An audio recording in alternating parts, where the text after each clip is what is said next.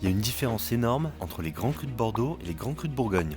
Les deux sont exceptionnels, mais le mot grand cru, ça ne veut pas dire la même chose. À Bordeaux, grand cru, c'est un classement historique et figé depuis 1855. À la demande de Napoléon III, on a classé les vins selon les prix du marché de l'époque. Ce classement n'a presque pas bougé depuis. Ici, c'est le château qui est classé, la marque. Pourquoi ?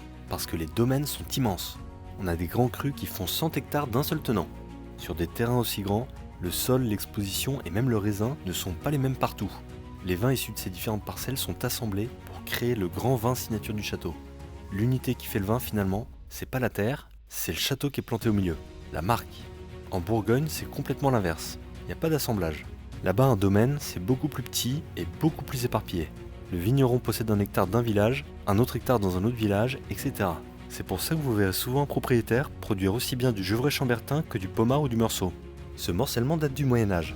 Les moines ont remarqué sur des siècles que deux vignes voisines donnaient des vins très différents. Rien que sur un hectare, le climat change entre le haut et le bas de la parcelle. C'est là qu'est née la notion de climat. Chaque climat a été classé selon ses qualités, avec au sommet de la pyramide, les climats exceptionnels, les grands crus, des parcelles précises et parfois minuscules. Romanée-Conti, c'est même pas 2 hectares.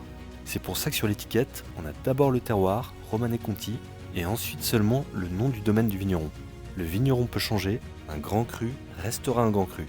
Romanée-Conti est grande quoi qu'il arrive. Château Margaux est grand parce qu'il s'appelle Château Margaux.